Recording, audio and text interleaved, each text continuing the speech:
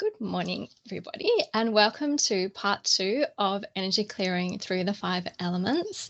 And today we're going to be working on the element of metal. So before I start, I wanted to do an acknowledgement of country. So I'd like to begin by acknowledging the traditional custodians of the land on which we're all gathering today and pay my respects to their elders, past and present.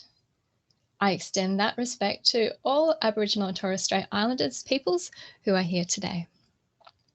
And for those, so quite a few were on the call last time, but we've also got some lovely new people as well. So for the benefit of them, I would also like to acknowledge all of my teachers over the past 20 years or so, from whom a lot of the work I'll be presenting today I've gleaned from.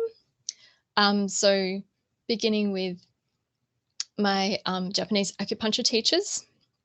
So my main influences have been with the Japanese acupuncture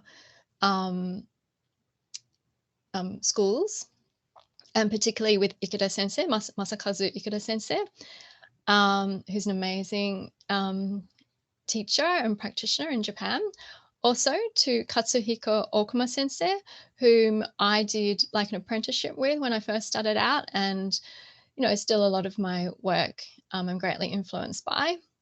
To Edward Obedi, who was my very first Japanese acupuncture teacher in Tokyo, and I've learned a lot from him, as well as from Alan Jansen, who in his own right is an amazing teacher. He's based in Queensland, and I learned a lot from him, particularly in the early days.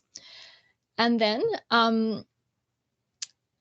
for the last 10 years, I've also done quite a lot of work in the classical 5 elements acupuncture school, and my main teacher for that has been Guy Bennetts. And a lot of what I'm presenting today has come from doing courses with him. And then likewise, he learnt from a person called J.R. Worsley, who was the founder of the classical 5 elements acupuncture school.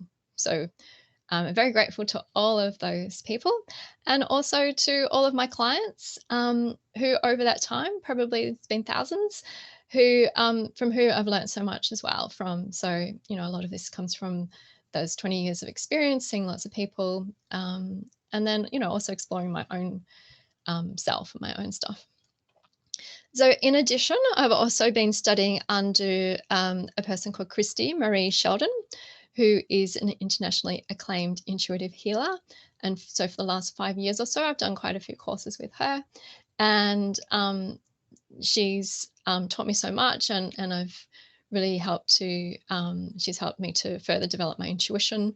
And, I'll be definitely drawing on that, particularly in the second half of today, which is when we do the energy clearing section. Okay, so I am going to share my screen now, and I'm just going to do a very quick overview of the 5 elements, because most of you were on the call last time, but there's a few new people, although most of you, I think, are actually practitioners. But anyway, it'll just be a really, really quick overview. But while I'm doing that, I was thinking it'd be great if anyone wanted to type into me any shifts, any questions, any challenges that you've had since the last one when we did Earth, or for anyone who is new, if you've got any pressing issues or questions or anything, then just type in the chat to me while I'm just going over the 5 elements overview. So just doing that. Oops. Okay. So here we have the 5 elements chart. So the ancient Chinese divided everything in nature into the 5 elements, just as they divided things into the yin and the yang. They also discovered that we could divide things into the 5 elements of earth, metal, water, wood, and fire. And within each element, they found that there was a season that we could associate with that element. There's a color, a sound, a smell, a spirit. There's the organs, the meridians, which is what we use in our acupuncture treatments. And there's an emotion, which is what we're going to be focusing on today in particular. So this is the chart. It's called the Shen cycle, which is the generating cycle. So it shows that each element generates the next one. So fire generates earth, earth generates metal, metal generates water, water generates wood, and wood generates fire. So it goes around the outside of the circle. And then we have the Ke cycle, which is the controlling cycle. And this is the one that keeps the other elements in check. So we have, we skip one, it's this bit in the middle, is it the pentagon sign in the middle? So we've got fire controls metal, and then we go metal controls wood, wood controls earth, earth controls water, and then water controls fire. So it goes like that. Okay. And so you can see, so today we're doing metal, which is down here.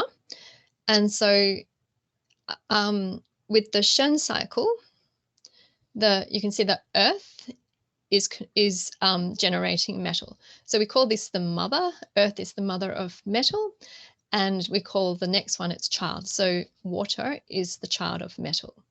So we can see that metal is connected to earth and water through the Shen cycle. But then on the Ke cycle, you can see that fire up the top is controlling metal, and on the other hand, metal is then controlling wood. Okay, so you've got that fire, metal, wood connection. So we are all made up of all of the 5 elements, and you can see that because you know, we all have like a main element, but so it may be metal. Let's use that as an example because that's what we're doing today. But because you've got all these connections to all the other elements, there are aspects of all those elements within us as well. So in classical 5 elements acupuncture, we use the color, so the color of the face, the sound of the voice, the smell, like we all have a particular odor, and the emotion, which is a bit like your personality, to diagnose which is someone's main element. But as I was saying, like because we have all these associations with all the other 4 elements, then you know, there's parts of all those elements in us as well. Okay, great. Yeah, so Kathy was saying that she thought she was earth, but just looking at metal, she can see that, you know, that she can definitely resonate with that. And that's what I was saying before I started the recording, that when I studied the 5 Elements Advanced course with Guy Bennett, and he said in the introduction weekend, he said that I was water, which I found really surprising. And I'd been, you know, practicing Chinese medicine for 10 years when I first met him, and he said I was water, and I was like, really? I didn't resonate at all. But the more I delved into it, I was just like, oh my God, I'm so water. But then when I did the advanced course and, you know, we did the Earth Day, and I was like, are you sure I'm not Earth? Like, you know, like I'm so needy. I'm so, you know, overthink things. I worry, you know, life can feel hard, you know, all those things. You know, I can be very giving and, you know, put everyone before my own needs and do all that. And then we did fire. And then it was like, you sure I'm not fire? You know, and when I'm around Guy, funnily enough, he's actually earth, but his second main one is fire. And I actually think that fire is probably my second main one. And when I'm around him, it's like we just like banter the whole time, like, you know, tease each other the whole time, like, you know, it's fun.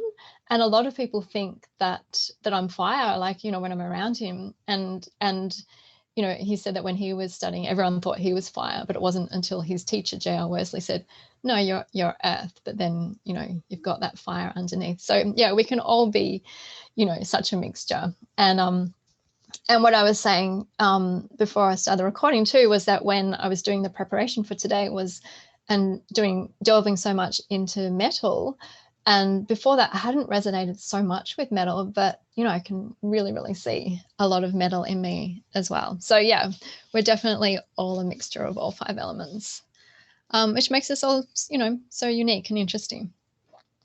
So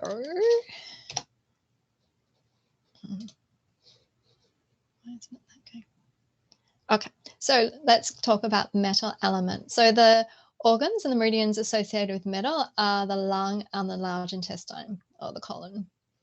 Okay, so like I said, the ancient Chinese, they divided everything into the 5 elements, and they put, all of these things into categories. So for metal, we have the season of autumn, and I'm not sure what it's like for you up in Queensland, but it's been very I'm not sure what the word is, autumnal weather. And particularly this last week, we've had the most gorgeous autumn days. And there has been yes, I know that's the word, but I don't know how to say it. Oh my God, the perfectionist in me is struggling with that. But anyway, there's a real crispness to the air, and it's like there's a feeling of cleanliness to the air, and it's when nature gets rid of what's not needed. So at the moment, in Melbourne anyway, we've got the beautiful autumnal colors, yeah, it's just stunning. So there's a lot of beauty around, and that's a real metal thing as well. Like, it's beautiful, it's pure, it's clean. Yeah. But in another few weeks, those leaves are all going to fall. And again, they're going to leave the branches bare, and, there's sort of a cleanliness to that. But on the ground, we're going to see all the leaves rotting on the ground. And so it's a little bit, metal is so interesting because there's a real contradiction. So we've got the pureness and the cleanliness, but then we've got the rotting, down on the ground. But then the lovely thing is that those leaves then decompose and then enrich the soil with trace elements, so that then in springtime, it allows things to pop up and to grow, and then we start the cycle again. So autumn is a time for letting go and for going inwards. So it's the beginning of the yin descent. So then we go into winter, which is the water, and that's the yin of the yin on the cycle. So we've gone through fire, which is the peak young energy, and it's the most young, and then we went into late summer, which we haven't done fire yet, but we went into late summer, which was the season associated with earth, and that was that sort of transitional time. And then now we're coming into metal, which is the beginning of the yin descent. Okay, so the color associated with metal is white, and the metal is in charge of the skin. So with this color, and this is, it's a hard thing to, I'm obviously not going to be able to explain it in a way that you'll be able to use this in a practical way, but the whiteness, it's actually on the skin. Okay, so it looks almost like they've got like white face powder painted onto their faces, but they don't.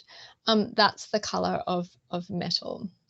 And it's interesting because, someone can have, quite dark skin, they might be, from another country, and but there's like a white sheen just on the skin, just sort of, above that darkness. Yeah. And the sound is weep.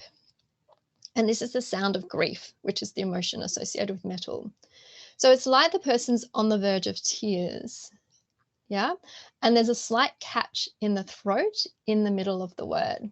So I actually sometimes get this a little bit mixed up with the sound for water. So the sound for water is groan, and they both have like a, I don't know how to describe it. It's like, it's not a huskiness, but it's like there's not a fullness. And so particularly if you listen to the recordings from, like the last session, or I'm sure today, you'll hear it in my voice, and you might be able to hear it now, but it's kind of like it's sort of at the back of the throat, whereas like a wood is, it's at the front. It's sort of, it's more in your face there. It's kind of back. So it's sort of fits in with that yin, the metal and the water, they're kind of a bit back. But yeah, the metal, there's like this little catch in each of the words. Anyway, it can be quite tricky. The smell is rotten. They always have such lovely words for these. So, you know, in a balanced version of that will be the smell of the leaves on the ground during autumn. So it's, you know, it's not really unpleasant, but it's just sort of that sort of a, I don't know, rustic sort of smell. That's the smell of metal in balance. As you get more out of balance, then we get excuse me, we get the smell, like if you think of the smell of when you walk past a butcher shop, it's sort of, it's got that sort of distinctive smell, that is a smell of the rotten getting a little bit more out of balance. And then if someone's really out of balance in their metal, then it can just smell like, just smells a bit like smells like, you know, they've just done a poo, but they haven't, you know. So sorry to get very graphic. Then we have the spirit. The spirit for metal is Po, which is translated as the corporeal soul. So it's an interesting one, because it's as you'll see, metal is very much about, and the lung is very much about our connection to heaven and to, you know, that's out there, and God, and, you know, source, the universe, all of that. But yet the spirit associated with it is the corporeal soul, which is, it's the soul that's connected to our physical body. So it's the actual physical body's innate wisdom. So it's like that, you know, that gut instinct. I feel like it is. And interestingly, if somebody is in an unconscious state, so maybe they've had an accident, or they're on their last sort of days, then when they're in that state, the Shen, which is the spirit connected to the heart, like the fire one, it's like the soul, and then the Hun, which is the ethereal soul, which is connected to the wood element or the liver, they leave. Okay, they're out of here. But the Po, the corporeal soul, it stays there, and it's what looks after the body. You know, the mind's gone, the spirit's gone, but the body's still, still there. They haven't passed over yet. So that's the Po. And then again, interestingly, once someone takes their last breath on this earth, it's said that the Po, it remains for another 3 days, and to finish off its work. So yeah, that's an interesting one. And I thought I'd share a little story. I feel like I had a real experience of this quite a few years ago. It was probably about 15 years ago. And my father-in-law back in Japan, he'd had some health issues, but it was the night before we were due to move house, and we got a call around midnight. Finally they got through to us to say that he'd collapsed, and he was in hospital and sort of in and out of consciousness. And so my husband jumped on a plane within a few hours back to Japan. I was left to move house the next day, obviously with the removalists and all that. And and I was over those it was probably about 2 weeks. I was in contact with him daily, saying, should I go? Should I come over? But it was sort of like, oh, we're not quite sure yet. He was sort of stabilizing and then not. And so anyway, it was a really tough time. And then I actually had a conference to go to at the end of the 2 weeks. So I was kind of hoping and praying that, that I'd be able to go to this conference and then go to Japan. And it was my teacher, who I mentioned before, Edward Obeidi, he came out to the Coffs Harbour. So anyway, I managed to go there. But just before I was about to leave, my husband said, oh, look, go to your conference, but then can you come straight afterwards? So I changed all my flights so that I flew out from Coffs Harbour on this tiny little plane to Cairns, and then, the next morning caught a flight out from Cairns to Japan. But unfortunately, literally while I was in the plane, he passed away. And so I didn't get to see him. And I was so upset. And yeah, it was a really hard time. But in Japan, what happens is that when someone dies, they move the body, from their home or hospital, wherever they died, to the temple, and they're kept there until they have the funeral and the cremation.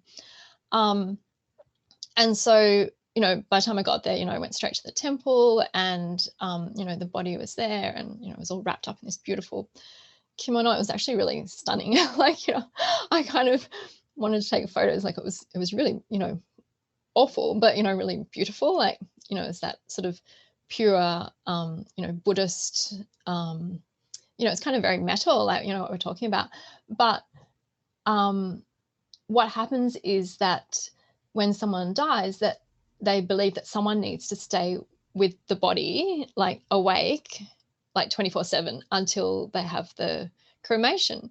And so when I got there, like, it had been 2 weeks of this tumultuous time for my husband and his sister, and, and all the family. And they were just exhausted, and I was too. But I think because I was just on a bit of a shock, a bit of a high, I said, "Oh, look, I'll stay up with his dad, and you go and have a sleep, and come and take over in a few hours." And so I was in this temple, in this room, and it was at night, and sitting up, and I was really tired, so I was kind of a bit, probably almost half falling asleep.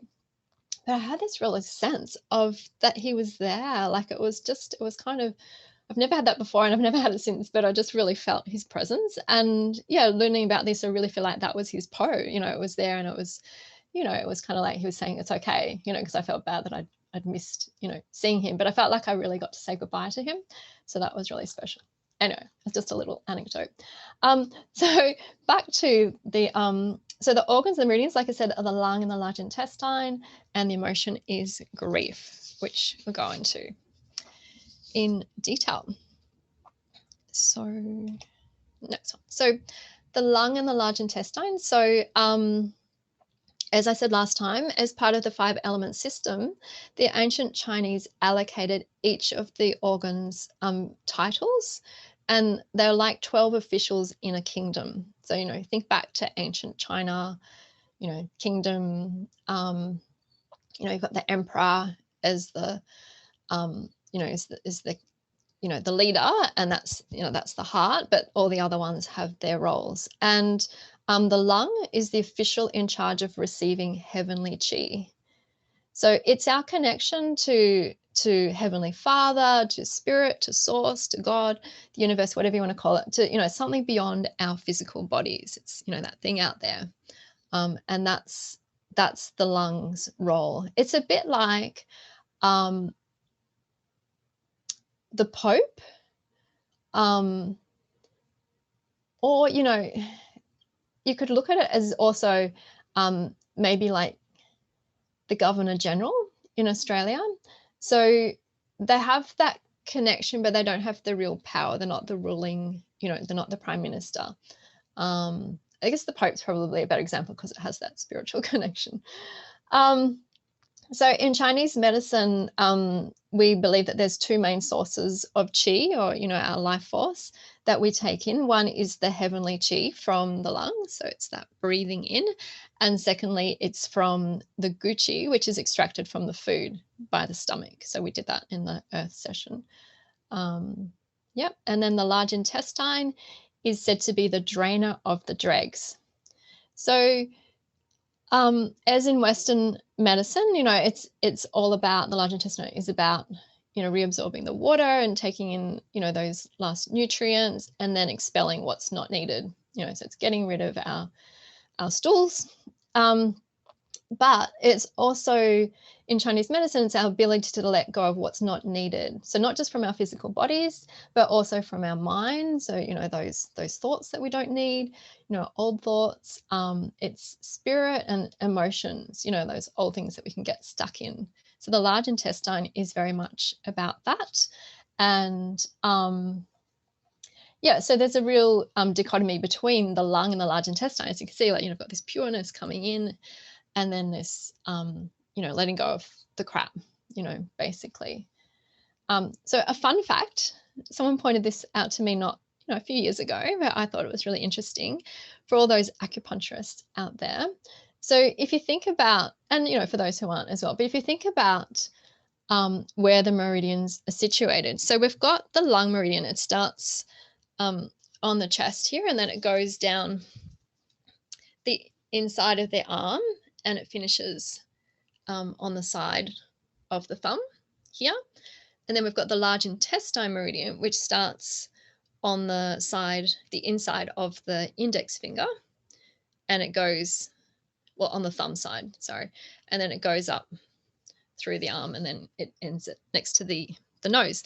But if you put your thumb and index finger together, which is what we do when we're needling, when we're holding the needle. And what's a needle made out of? It's made out of metal. So you've got your metal needle sticking out, and you've got your lung and your large intestine meridians meeting where we're holding the metal.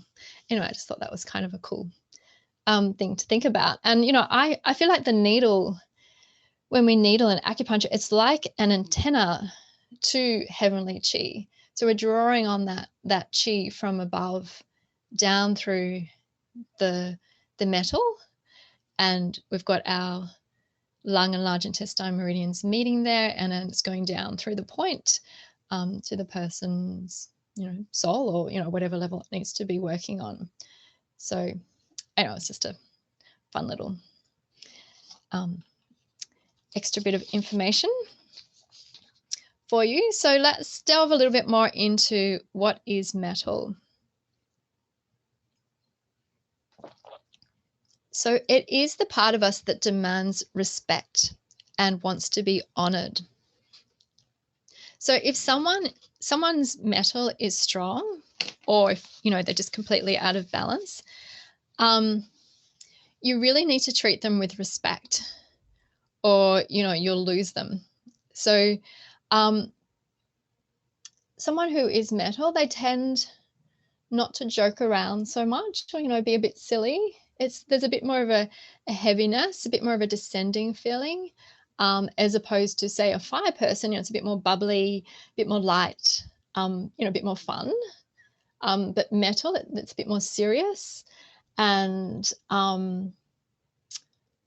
they don't like the small chat so much. They'd rather talk about what's important. So it's about the important things. And it's interesting, we use the term cut the crap, so it's cut the shit, and it's like, that's the, let's get rid of that large intestine stuff, and let's focus on the quality, the important things. So if you are a practitioner and you're treating someone, and, you might have your music playing, it's been playing all day, and then you get to this client, and it's kind of like, this happens to me. It's kind of like, oh, that music, it's just a bit too loud. I want to go and turn it down a bit. Just tune in and wonder, could this person be metal? Because it's like they demand this respect, and, it's a bit like you're in church with them. And, it can be same for your friends, or, those around you. If there's someone that you feel like, you have to lower your voice a little bit and just be really respectful. And you might even want to, sort of lower your physical body a little bit, rather than towering over them, because that can just feel a little bit, like you're overpowering them, and they demand, it's like they subconsciously demand this respect from you. They don't realize they're doing it, but, it's like that innate wanting from them. And if you don't show the respect that they feel they deserve, watch out, because they, if you think of a piece of metal, it can be quite sharp. And so even though there's a beauty, there's a quality to it, there's a sharpness. So watch out, because you'll get eaten alive by a metal person if you get it wrong. If you don't show respect. They also, they demand that eye contact. So if you're not giving them, eye contact, if they feel like you don't, you just don't respect them, then, they won't give you the time of day. And, there can be a testing, they're testing you a little bit. So, just to be careful, so it's almost a bit like, sometimes I feel, and this, this is probably my stuff as well as a water person. So water is fear, so I can get a bit scared, but, it's sort of like I almost have to tiptoe around them a little bit, on eggshells, because I don't want to upset them. So the metal element is also that part of ourselves that's on a spiritual quest. So yeah, and look, this is when I was doing this, I was like, oh, I do that. Like, I've been doing this stuff with Christy Marie Sheldon for years. And, before that, I've been doing this and that. And I definitely have that in me. But if someone's really metal, it's like it's their whole thing, it's like they're really trying to fill that spiritual hole, to find that connection to God or to their higher self. And, it's like they're always searching, they're always seeking more. And it's, it's going to that other extreme. And these are all really good things to do, but it's like when it just becomes a little bit obsessive, that's when you think, okay, maybe your metal element might be a bit out of balance. So, they're just always going to spiritual retreats, or, they've gone and trained as a yoga teacher. And, there's nothing wrong with yoga teachers. I know there's some on this course, but, it's like their whole thing. It's like all they're focused on. They're, they're always meditating. They're, they're following gurus. They're, they're changing their names because, their birth name doesn't reflect who they are now, as this spiritual being. I had a client years back who, I've had a few clients who have walked the Camino, the spiritual walk in Spain. And I've had a few clients, but one in particular, she was definitely metal. And, she came back transformed. It was amazing for her. It was great to see. But, it's like that's their motivation in life. So, an example of someone who, comes to mind for me is my sister, my younger sister. Her birth name was Sally. And when she was in her first year at uni, she dropped out because, it just wasn't reaching her needs. And, she became a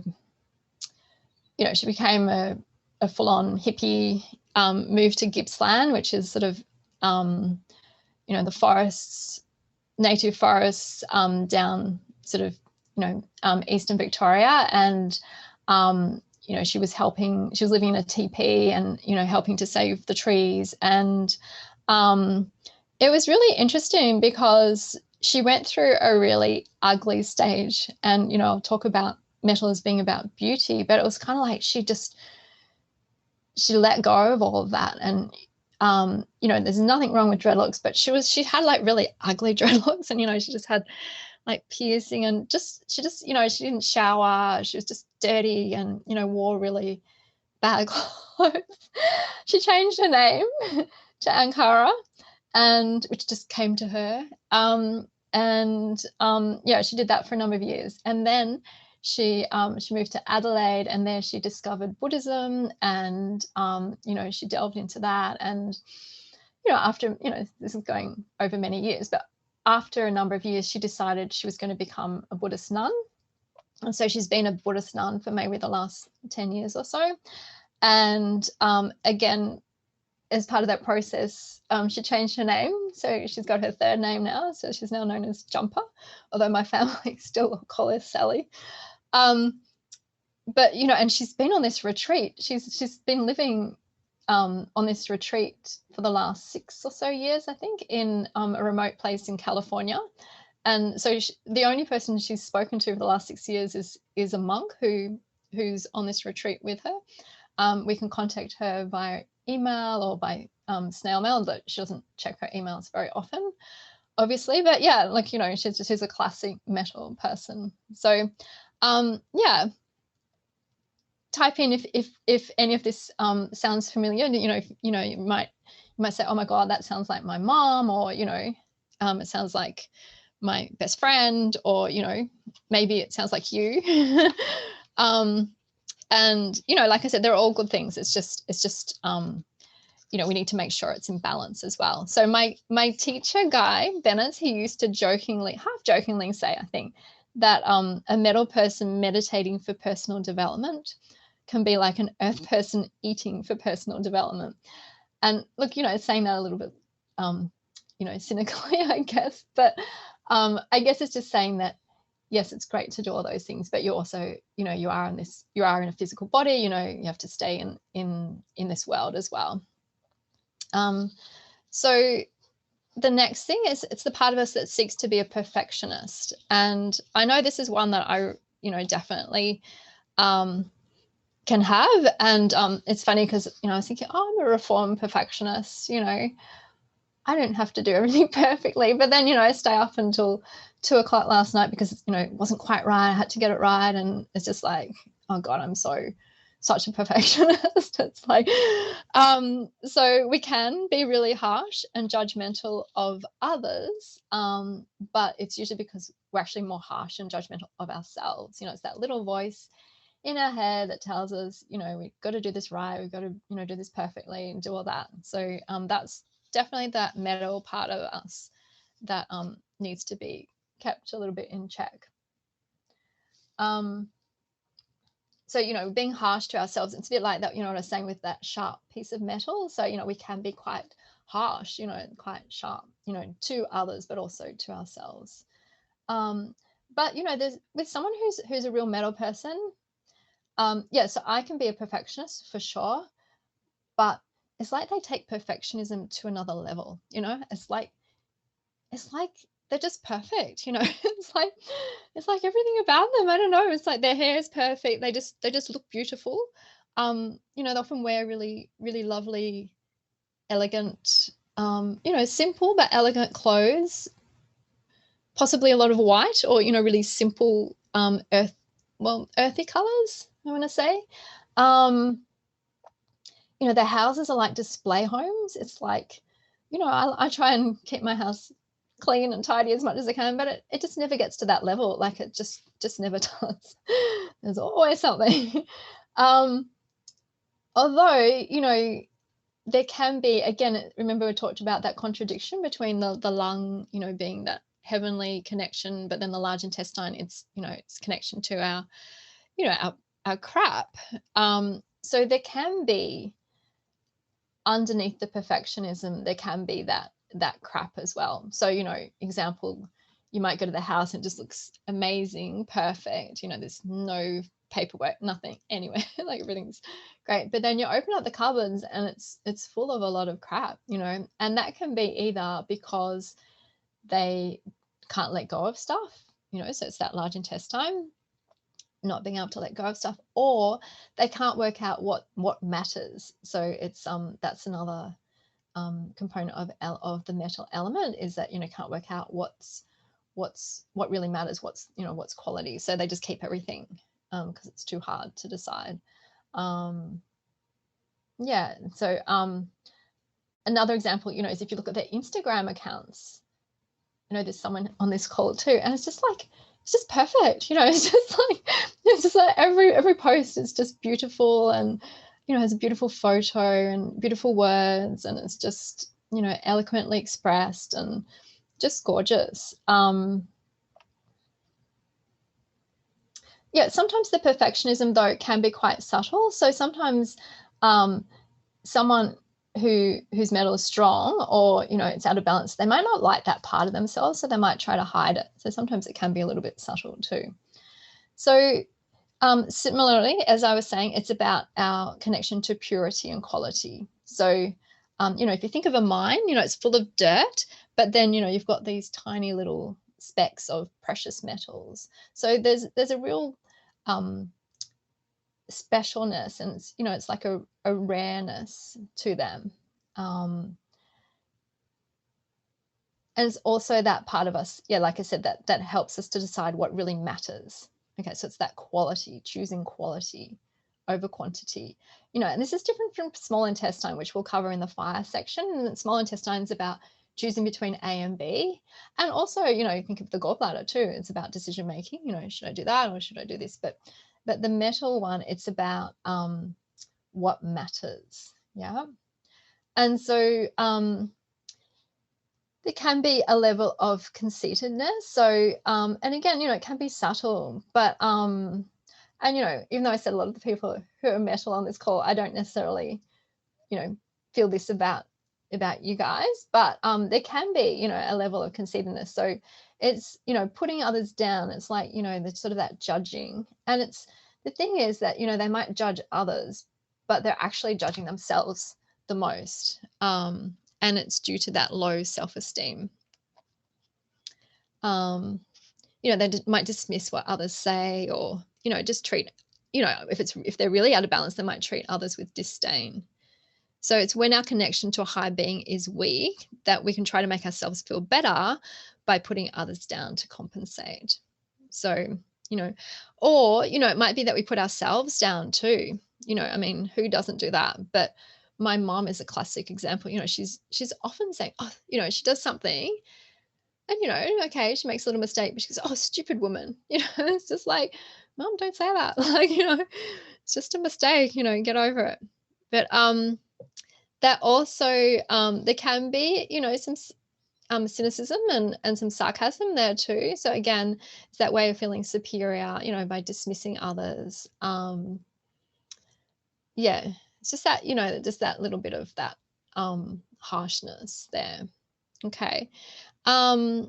So the metal element is also in charge of, going back to Chinese medicine, in charge of Wei Qi, which is our defensive qi. It's that protective layer. We can liken it to our immune system, although, it's never an exact translation of Western medicine, but, it's that layer that protects us, that, defends us, helps us to feel strong. And if someone's metal is strong or really out of balance, it can almost feel like energetically they've got like a box in front of their chest. So it's sort of like energetically telling you to sort of keep out. So it's sort of like, what I was saying, how you kind of tiptoe around them. It's kind of like, they're not your sort of, warm and cuddly type people. Yeah. So, they're not like earth and fire, like, oh, give me a hug. Oh, I miss you so much. Like, there's love and that, but it's just a little bit, separate from you. Yeah. Or, you could think of, often asthmatics, how there's almost like a fragility around that chest. It's almost like they might hunch their shoulders a little bit. It's sort of like an unconscious way of protecting that area, that chest, that lung area for them. Okay, and yeah, as we talked about before, the spirit is Po. Okay. So just a couple of acupuncture points. There's lots to choose from. It was hard to pick. But all acupuncture points for the metal element, so on the lung and the large intestine meridian, they're all either helping us to connect to heaven more, or they're helping us to purge or to get rid of crap. So it's either that, again, it's that heavenly connection, or it's that getting rid of the crap. So the first one that I want to talk about is lung 1, which is called middle palace. And the location, so down a bit.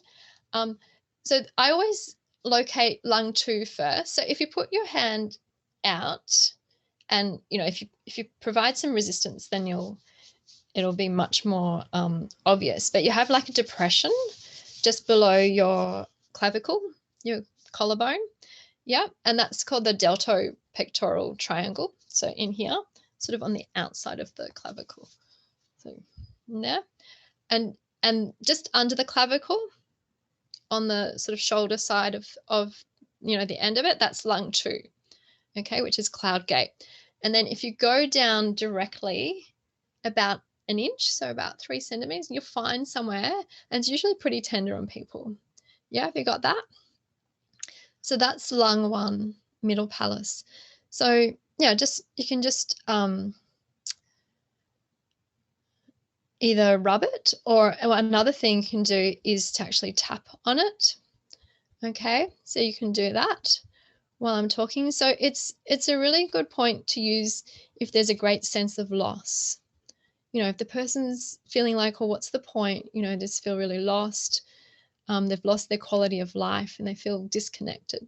So it's the middle palace. So if you think of the name of the point, that gives us a lot of more juice into what the point is about. So the middle palace is where they said that God lives. So again, think of ancient China when they named these points. The emperor was God to them, yeah, and the emperor lived in the middle palace. So if you think of the Forbidden City, and then you've got the outer sort of palace, and then on the inside, the middle palace is where the emperor actually resided. So it's like taking somebody to God. It's reconnecting them. So it's a beautiful point to help you to reconnect back to your higher self, back to God, restoring a sense of higher purpose. And also, a feeling of beauty in the world. Okay. The next one is lung 9, which is just on the thumb side of the wrist crease. So you've got the crease and then just under the thumb there. So again, you can massage that. And this one is called the Very Great Abyss. And it's also, it's an earth point on the metal, on the lung meridian. So remember our chart where we had the Shen cycle? So earth is the mother of the metal. So it's like taking that person and moving them forwards, because you're going on the generating cycle. So it creates movement in that person. It's also said to be the influential point of the vessel. So you can use it to influence all of the meridians. Okay. And sometimes it can be a point that we use if, the pulse isn't very clear. We might use that point just to help to bring the pulses up so that you can get a better reading. On a physical level, it can be used to help with coughing or asthma or phlegm. But on an emotional and spiritual level, so if you think of the name again, it's the Very Great Abyss. So if someone has fallen deeply into that abyss, they're living in hell. Like it's a point that we can use to go down there and to bring them back, and it revives them. So, if they've lost their way, they're in a state of great despair and grief, then we can use this point. It can also calm us when we're feeling manic or losing control or cracking up. So it's very calming, revitalizing and rejuvenating, and it brings a sense of stability and security. Okay. And then next we have is large intestine 4, which is a pretty famous point. It's between the thumb and the index finger. It's on that top of that fleshy bit. And, if you press in like that, it's often pretty tender.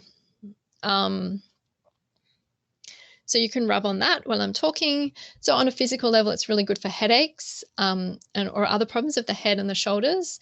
It's also used to promote labor. So it's, forbidden in pregnancy, except for in the later stages. And on an emotional or mental level, it draws things in and together so that then we can move forward. Okay. It also cleans toxins when we're feeling stuck. And it's a great point to help us to let go of what no longer serves us on any level. So if someone's stuck in something and you just want to say, just let it go, then, this is a point you might want to think about using, or, use it on yourself, massage it. And, when you really, really feel like you really need to let something go, you've had enough and it's time to let it go, then massage that point. Yeah, so it's interesting, that's used to promote labor, because I guess that's letting go of the baby, isn't it? So, yeah. And then lastly, I've got large intestine 20, which is just next to the nostrils, just here. It's called Welcome Fragrance. And it's the last point on the large intestine meridian. And it's a really good one if someone's living in the past. It's like they're not letting go of something, but they keep going on about the same issues, or, they feel stuck and there's no way out. So again, it helps them to let go and open up to new possibilities. So it's a bit like, wake up and smell the roses. So it's welcoming fragrance, and they're able to take in quality. Okay, Sorry, I realize it's getting pretty late. So the emotion for metal is grief. So it's a sense of loss. And this is different from sadness. So often people get them confused, but sadness is actually connected to fire. Yeah. So we talk about joy, the emotion for fire being joy, but joy out of balance is sadness. Okay. But the metal emotion is grief and loss. So that there's some similarities, but they're actually different. So sadness is what you experience immediately after a death. So it's that initial crying. Whereas grief is that sense of loss. It's what lingers afterwards, and it takes longer. Yep, and it can take as long as it lasts, and it doesn't necessarily involve crying either. It's just that feeling that something's missing, that that there's a loss there.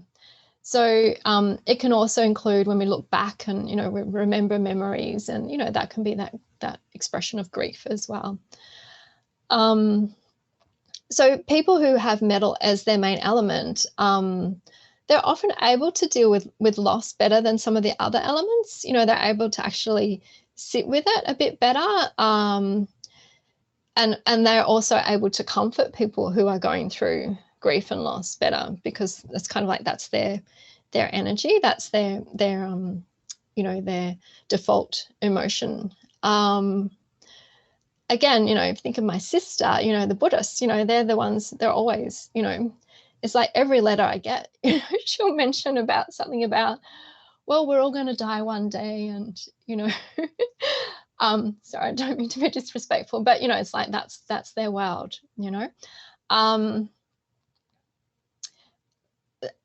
another emotion connected to metal is that sense that we matter and that we're good enough. So this is tied in with self-worth and self-esteem, and goes back to the issue, the aspects of quality and purity. So it's a big one for a lot of us. This is a big one for me for sure. So we did touch on this a little bit last time with Earth. Like, I feel that when we're not filled in by our mother's love, we can seek to get love from others by giving, and that can be, that feeling of self-worth, not feeling enough and, wanting from others, but that's sort of more a neediness. Whereas the metal one, it's more about, that sense of we're not good enough, but from a more a purist perspective. So it's our connection to our higher self is weak, and, we just don't feel that we are, in our highest purpose and serving that part in our life. So we can feel quite disconnected, and can feel really alone and cut off and isolated. It can feel a bit like you got dropped off on this planet, and by your friends, and you're forced to fend for yourself. It's like, there's those people who's like they've always felt different all of their lives, since they were a child, or they might be described, they're always in their own world.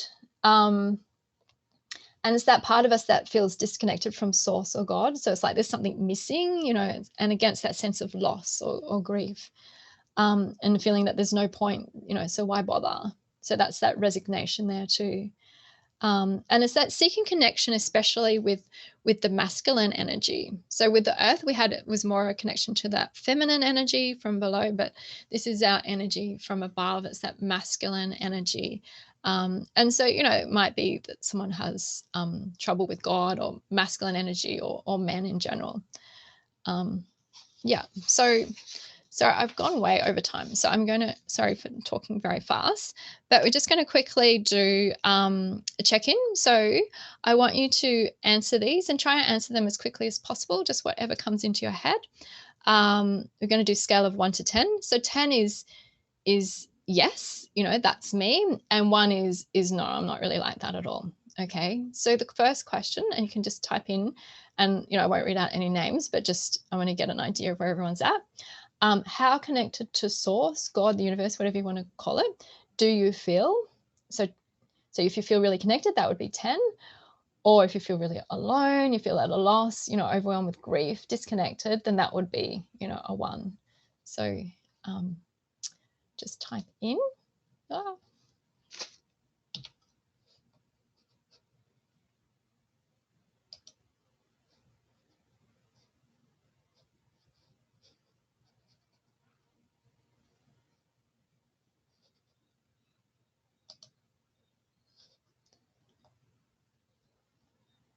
Okay.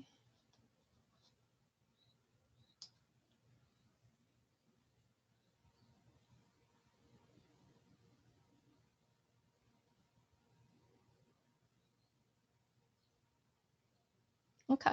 So there's a real range. Sorry,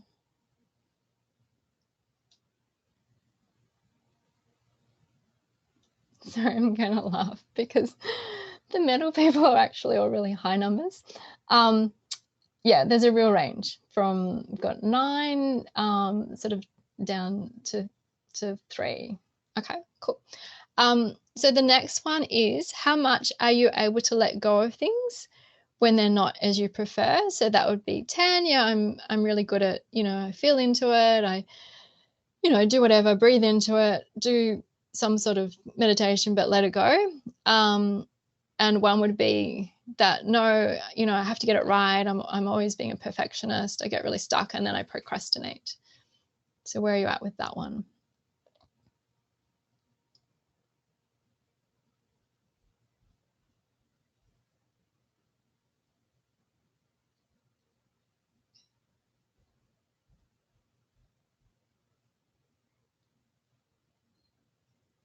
Okay. So these are a bit more, yeah, sort of everyone's sort of around the 4, 5, 6 mark generally. Okay, cool. The third one is, how much do you feel that you matter or are good enough, or, more than enough? Yeah. So it'd be 10 that, I've worked through all my stuff. I feel really good enough. I've got good self-worth. And 1 is being, no, I'm always criticizing myself. Got low self-esteem, low self-worth.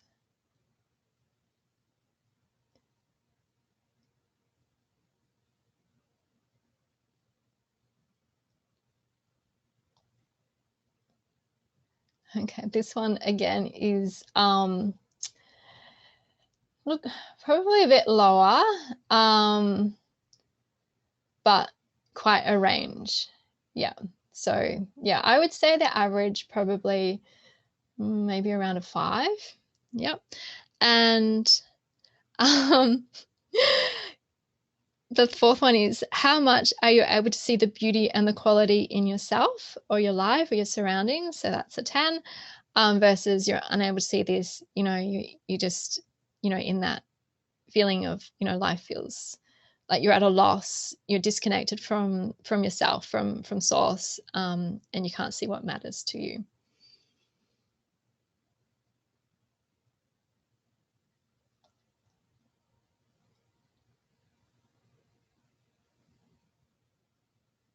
Cool. Okay, these are a bit higher. Yeah, great. Okay, so I would say the average for these maybe about a 7. A few higher ones, a few lower ones, and someone said that they're high now, but they were really low before. Awesome. All right, thank you. Let's do a clearing. I'm so sorry. So.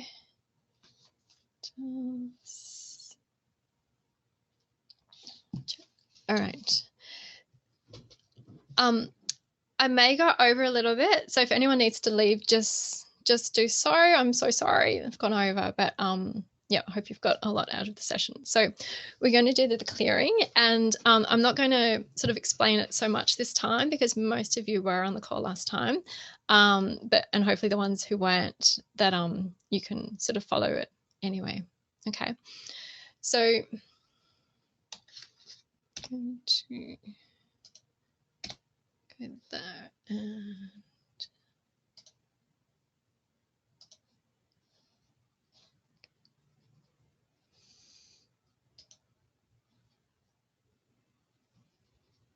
all right. So I want you to close your eyes and just take some deep breaths in. So we're going to breathing in and breathing out. So taking in some of that heavenly chi through our lungs and letting go of what is not needed, any toxic thoughts, any toxic feelings, just letting them out, letting them go. And one more, breathing in and breathing out.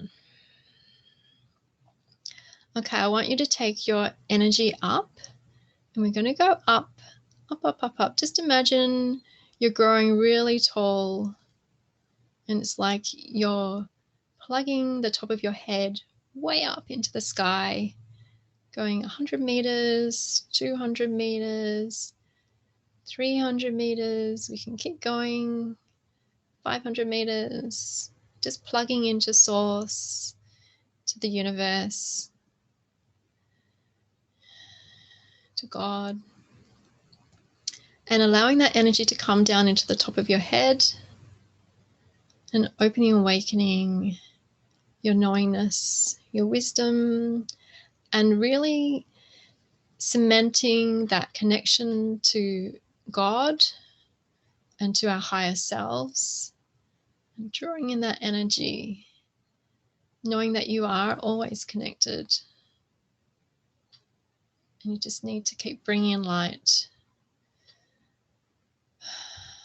And bringing the light down into your third eye, and opening and awakening your seeing eye so that you can see the truth, and you can see that connection. You can see the beauty in all that's around you.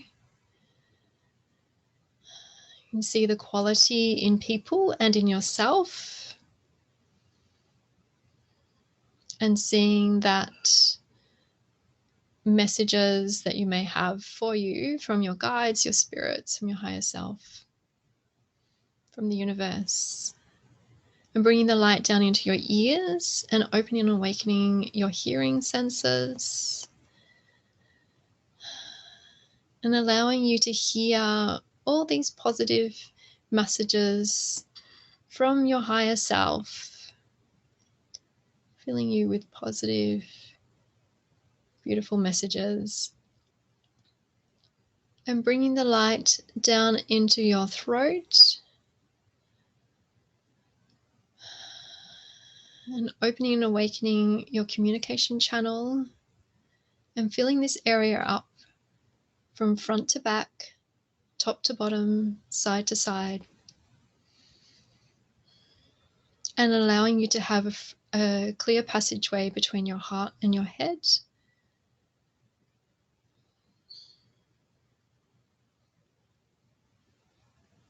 And allowing you to communicate with that higher part of yourself.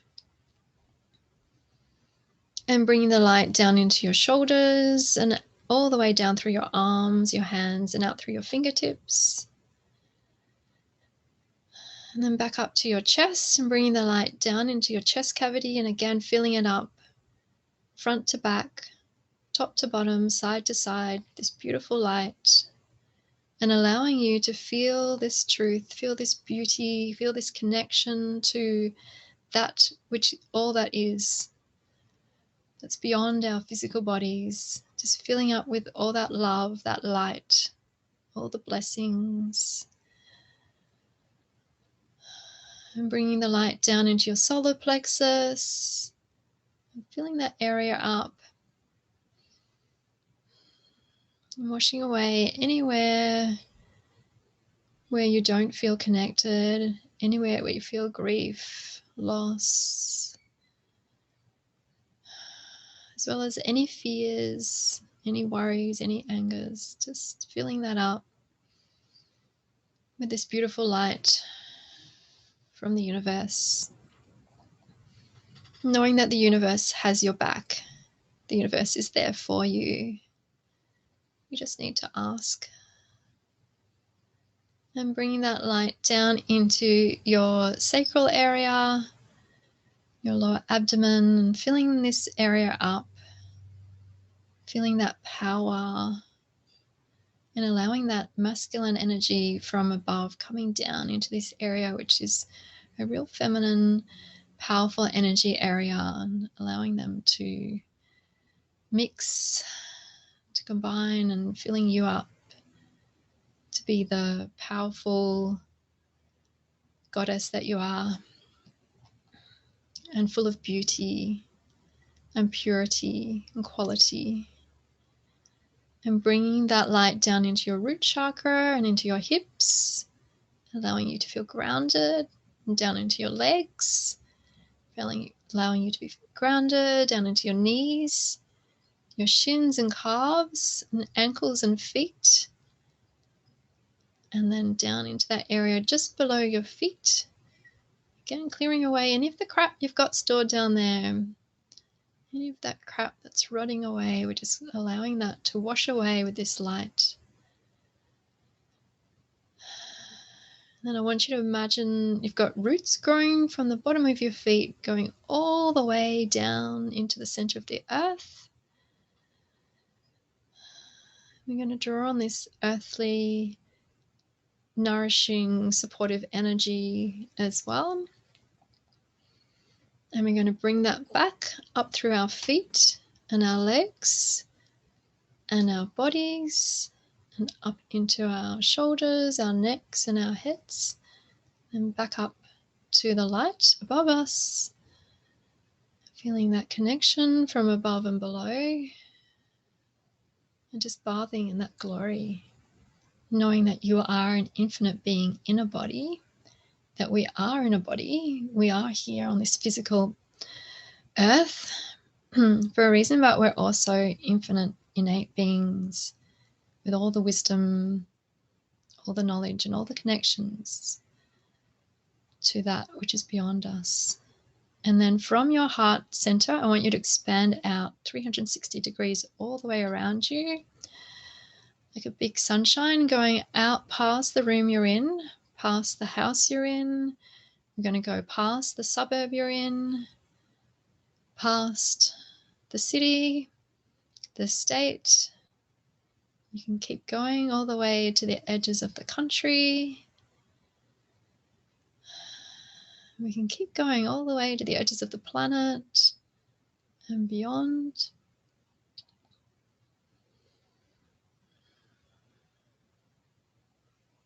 And I'm using the phrase, what would it take? When I use that, just allow it. It's like a prayer to the universe. Just allow it to wash over you. You don't need to answer it. Just allow it to open up to the possibilities. What would it take for us to all achieve and receive all the benefits from today, and anyone listening to this recording at another time? What would it take for us to feel that connection to our higher selves, to the universe, and for it to be easy for us to connect? What would it take for us to feel the quality of life, the quality and uniqueness of our own beings? And anything in the way of that, clear and transmute across all time, dimension, space, and reality. Okay, which just washes it away from all times and all dimensions. Past lives, future lives, from anything you've brought in from your ancestors, just washing it all away. Okay, so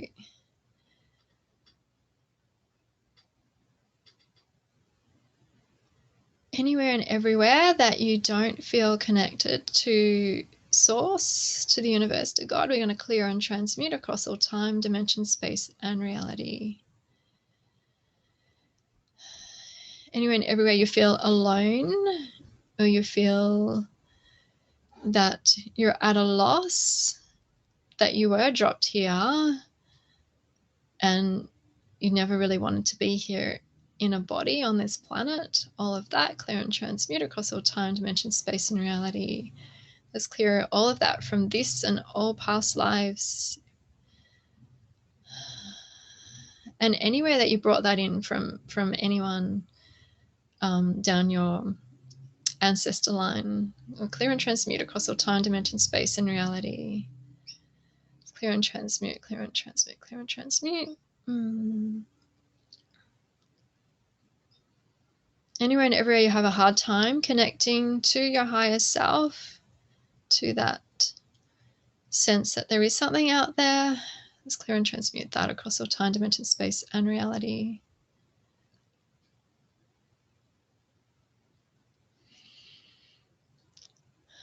What would it take for you to be filled with the light at all times and connected to Source? And anything in the way of that, clear and transmute across all time, dimension, space, and reality. What would it take for you to know, sense, and believe that the universe has your back? It's there for you.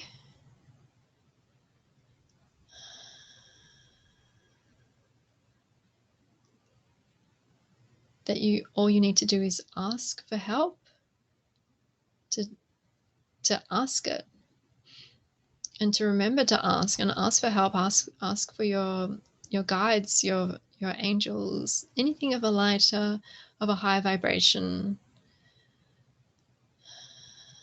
and anything the way of that, clear and transmute across all time, dimension, space, and reality.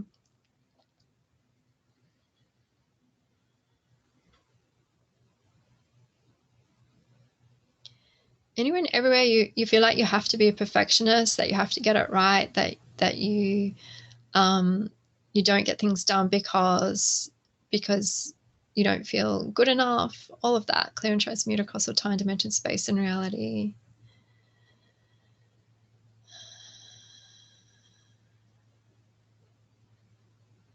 Anywhere and everywhere that you feel that you're not worthy, that you're not good enough, that you're hopeless, you're pathetic, that you're stupid. Anyone that's got any of those thoughts now or in the past, we're going to clear and transmute all those across all time, dimension, space, and reality. Anywhere and everywhere you get stuck on things because you don't feel good enough and that it's not perfect enough, clear and transmute across all time, dimension, space, and reality. What would it take for you to know that you are good enough? And anything in the way of that, clear and transmute across all time, dimension, space, and reality. So I want you, I've put you all in your own blessing ball of light, but I want you to see yourself in this beautiful blessing ball of light and see this fire hose of light coming down from above you, fire hose of light coming from below up and up into you, and seeing this big bubble, expand it out. It's don't keep it contracted, have it as big as you want. And I want you to put what color you'd like to have in it. And this is your bubble of light.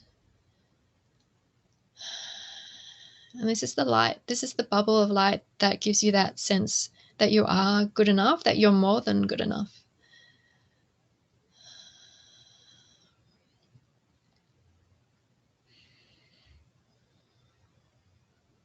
And just see that light coming in. Washing away anywhere and everywhere you've had thoughts that you're not good enough, that you don't know what to do, you get confused and you stagnate because of that feeling that you're not good enough, that you try and be a perfectionist, all of that, clear and transmute across all time, dimension, space, and reality. Okay, so I'm going to ask some questions, and like we did last time, the first thing that pops into your head, and it should be in the first 3 seconds, that's your intuition. And if you go longer than that, it means you've gone into your head. Okay, so the first 3 seconds. What was the first age that you felt that you're just not good enough? And you don't have to type this in, you can if you want, but just hold it in your head, that age. And oftentimes, especially when it's a young age, we take this on, we imprint this energy from someone around us. So usually it's one of our parents. So was it from your mom? Was it from your dad? Was it from somebody else? Or was it yourself?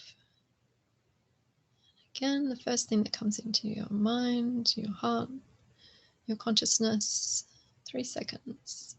Okay, and whereabouts do you feel that in or around your body?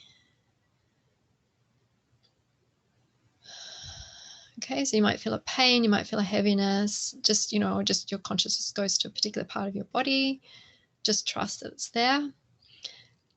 And what's the emotion? So other than feeling not good enough, what else is there in there? What's the emotion? What's under that? Okay, so then we're bringing in that fire hose of light from above and below. We're washing that out into that part of your body.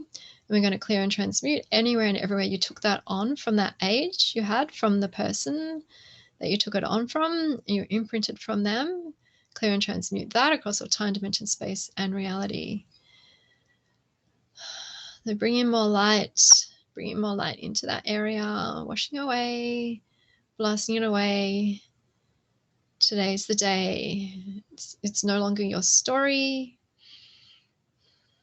Blasting it away anywhere and everywhere that you felt that was your story, that was your thing, that you felt not good enough, you felt hopeless, you felt that you weren't smart, or you felt that you weren't intuitive. All of that, clear and transmute across all time, dimension, space, and reality. Anywhere and everywhere that you were made to feel like you were different, or you were made to feel like you were that you didn't belong, and that you felt alone and disconnected from everybody and all those around you. You felt like a loner, and you felt that there was something wrong with you because you were different. Anywhere and everywhere you felt all that, clear and transmute across the time, dimension, space, and reality. Go into that part of your body and washing that away, blasting it away, anywhere and everywhere that's been your thing, that you've had that forever. You've always felt that you've never belonged,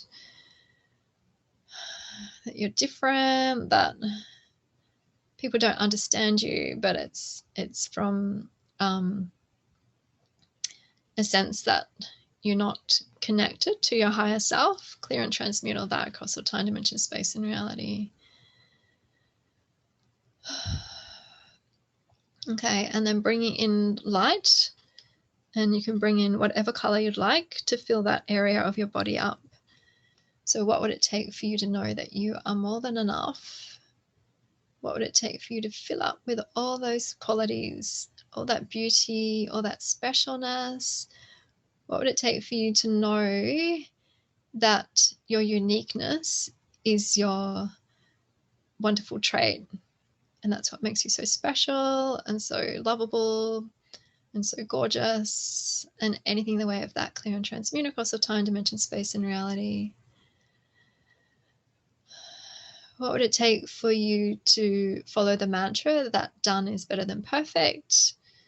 And anything in the way of that, clear and transmute across all time, dimension, space, and reality. What would it take for you to just do things, to feel happy, just get it done? And what would it take for you to ask the universe for help when you get stuck, to ask for all the people, places, things, ideas that can help you if you're stuck, trying to do it by yourself, trying to be a perfectionist, all of that. And anything in the way of that, clear and transmute across all time, dimension, space, and reality.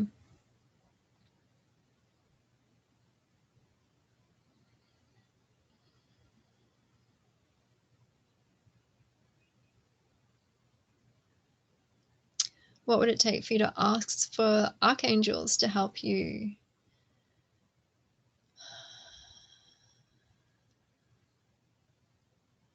So Archangel Michael loves to help us. So what would it take for you to ask, to be open to receiving for help? So just allow Archangel Michael to come in and feel his light.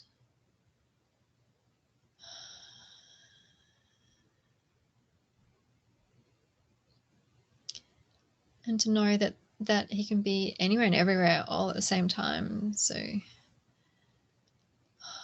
clear and transmute everywhere that you feel that you have to do it alone, that you are alone, and You will always be alone. Clear and transmute all that across the time, dimension, space, and reality.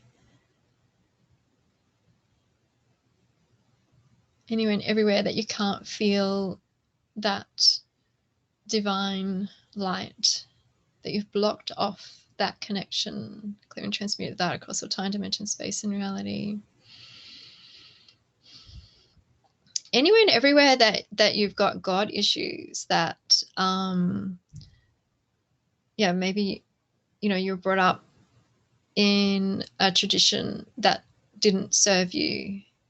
So let's clear and transmute all that across all time, dimension, space, and reality. Okay.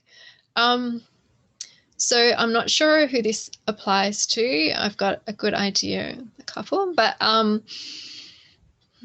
and sorry if this doesn't apply to you, but anyone who has that stuff, so maybe from childhood you're brought up in a particular belief system, religion, and it no longer serves you, I want you to put that religion, that upbringing, maybe it was a priest or, whatever, in just to place it away from you, and wherever you feel like you want to put it, it might be way over the horizon somewhere, but, just so that it's in your consciousness, it's over there.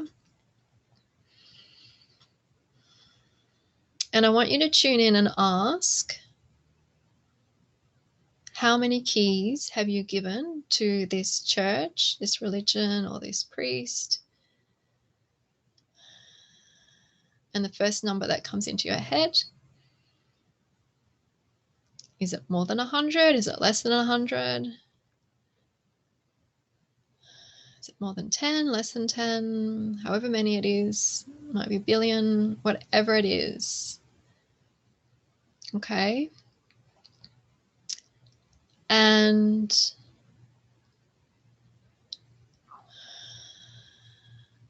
I want you to now, we're going to take back those keys. Okay. So the keys are like, they can be like contracts, they can be like energetic connections, but they're parts of you. So they're your keys. So they're yours to take back. So we're going to take them back. And before we take them back, we're going to throw them in the purple bonfire. And this is to cleanse them, because we want to get rid of any of the yucky, icky connections that we don't want, but we want to take back our keys and, put them back in a pure form. So demand and command to have these keys back from this religion, this institution, church, whatever it is. So taking them back, all of them, throwing them in the purple bonfire or whatever you want to use. It might be a magic car wash. Just see them getting cleansed, getting purified, and then seeing them coming back into your heart or into whatever part of your body they need to come into. Today's the day. We're going to take back our power. We're going to feel whole again. And it's feeling whole with a W, but it's also, feeling that holiness to ourselves. So you're connecting yourself to your higher self, so up above you, feeling that strong connection above you, and then that connection to the Mother Earth below you, feeling like there's so much light, so much love pouring into the top of your head, pouring in from the, below the ground up into the bottom of your feet. And we're taking back all these keys from that institution, that church, that God, minister, whatever, from way over there. We're just taking all those back. Okay. And if anybody feels like they still haven't got them all back, let me know.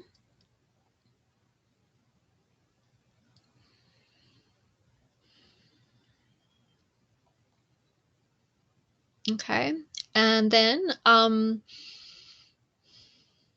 if you still feel like there's some connections there that need to be cut, I want you to bring out your magic sword, and we're going to cut any cords, any chains, any ropes, anything at all that's connecting you to this past, to this belief system, to these people who no longer serve you, who aren't in your best interest. We're going to cut them all and send them to the light.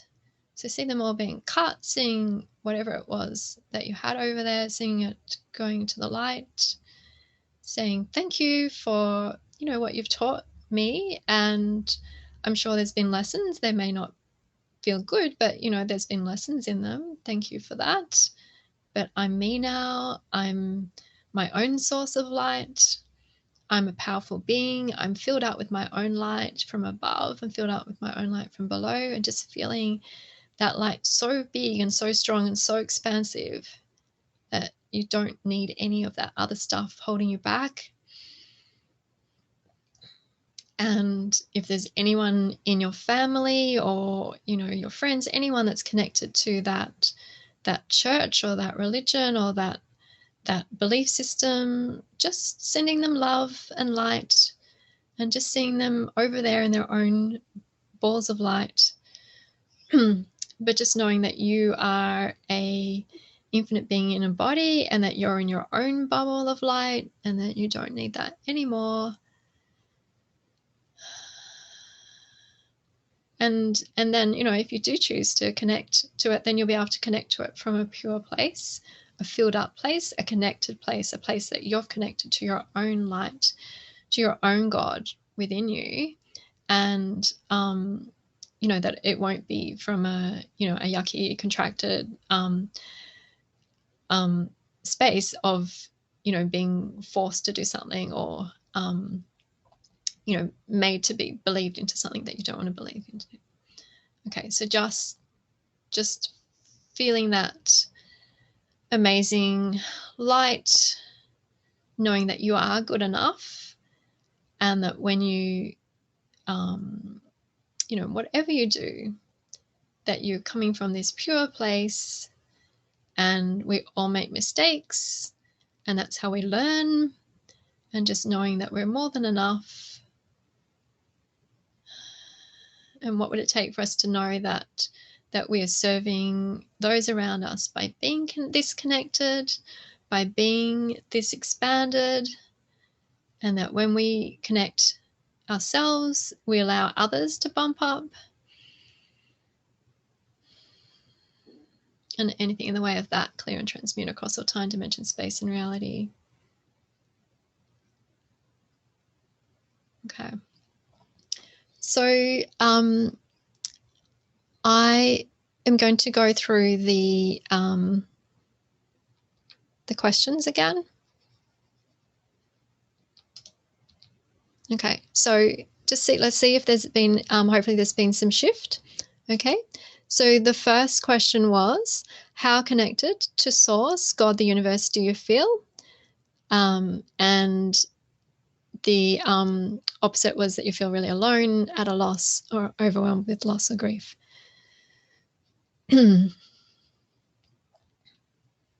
So type that into me.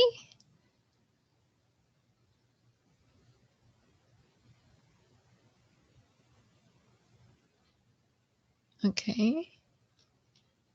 Beautiful.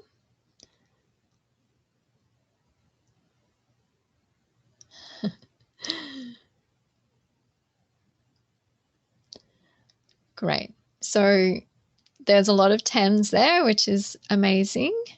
There's some a little bit lower, but I'm pretty sure they're higher than what they were originally. So that's great. Okay, so lots of 10s, lots of 9s, beautiful. And if you're not there, then that's okay. Again, you will get the recording. Hopefully it won't take as long as the last one. And just keep listening to it. Just keep clearing. We're like an onion.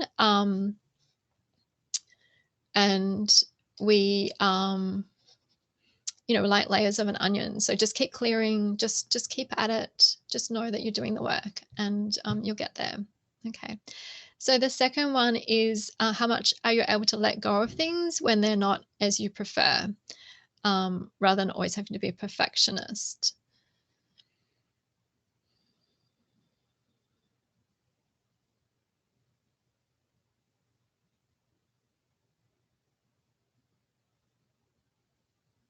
Okay.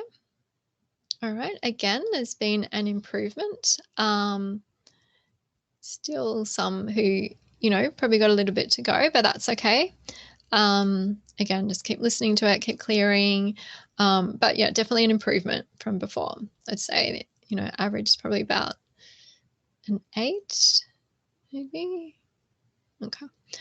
All right. The third one is, how much do you feel that you matter or are good enough, versus being, self-critical or having low self-esteem, and low self-worth.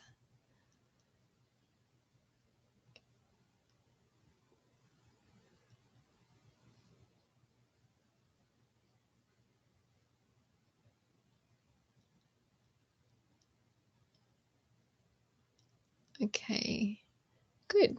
Yeah. So again, the average probably about an 8, which I think is a lot higher than what we had before.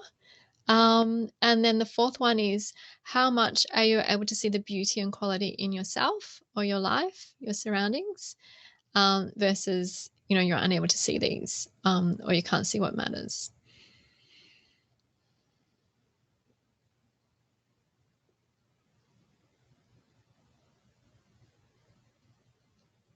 Beautiful. Okay, these are really high. Well done. So I'd say maybe average is about 9.5. So that's pretty good. So that's great. Okay, so there were definitely, I think, the first one and the fourth one. So most of you feel more connected, which is amazing. And also, able to see the beauty and quality in your life and yourself, which is so important. There's probably a little bit of work still to be done with the feeling good enough. And look, it's such a big one. Look, I have been doing this work pretty, I was going to say religiously, which is kind of funny choice of words, but pretty consistently for the last 5 years. And it's the one that still comes up for me. So, so keep at it. And I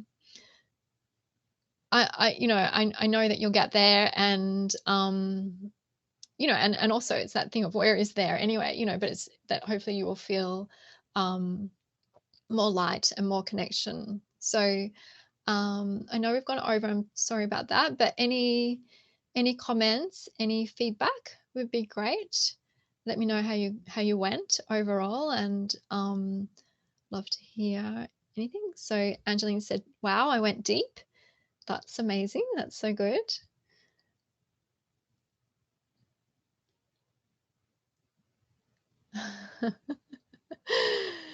And she said, this was amazing. So triggered by metal. Yeah, metal. Like, it was that sort of, like I said, it was, I was surprised by how much I was triggered. And I think, and it's interesting, we had the super moon this week, and I feel like, it really triggered a lot of stuff for a lot of people. So it was interesting, we were doing this, it's about that connection to the universe. Yes, the moon, is different, but it has that, cosmic energy to it. So let me go back. Carrie said, thank you, lovely. That was so beautiful, gentle and powerful. Thank you. That's beautiful. Mel said, felt very deep and far reaching, traveled up the family lineage. Wonderful. That's so good. Very great. Kavitha said, thanks, Catherine. I never thought I was meant to be here today. Yeah, well, you know what? I thought you were Earth, but I've been thinking, I think you might be metal. So that's really great. Kerry said she felt really seen and heard. Oh, thank you, beautiful. Kate said, I felt so connected to the universe and everyone in the group too. Oh, that's so good. Angela said, thank you, felt it through my body, high resonating. Oh, I'm really pleased. Thank you. Thank you for joining today. Angeline says she refuses to be metal. Yeah, I don't think you are actually. I mean, yes, you've definitely, of course, you've got high metal in you, but yeah, I don't think that's your main one. So that's okay. And Sarah said, thank you, big shifts for me. Great. That's so good. Angeline said, thank God. Again, interesting choice of words. All right. Awesome. Thank you so much, everybody. I hope that you all feel better and than you did at the start, and I will endeavour to get the recordings to you in a much more timely manner than I did last time. So yeah, keep an eye out for your emails, and also just a reminder, go back, and if you can download the ones that are on the website now, then they are a slightly better version too. And Kavita said, thanks so much. This was an awesome session. Oh, thank you. Thanks so much. Thanks to everybody. The next session we have is on Sunday, the 20th of June, and that is water. So that's my element. But it's the the yin of the yin. It's the kidney. So yeah, it's another big one. Kathy said, thanks so much. I really enjoyed today. Looking forward to seeing you soon. Awesome. Thank you. All right. So have a great day. And look, guys, yes, the Facebook group. I know people haven't really been on it so much, which I get. I understand. Look, there's only so many groups you can be a part of, and but I'd love to be able to maintain the momentum of the group a little bit more. So if you do feel inclined to share what's going on for you, or anything that comes up the next few days. We had some amazing shifts after the last one. Go back and look at the Facebook Live on my Eltham Acupuncture Facebook group, Facebook page, and there's some really big shifts, and so I'm really curious to know what happens this time. And if you don't feel if you don't want to share it there, then you can just email me, and I'd love to hear from you. Okay, so just check. Someone's texted me. That's okay. All right, cool. So I'll see you soon. All right, darlings. Bye.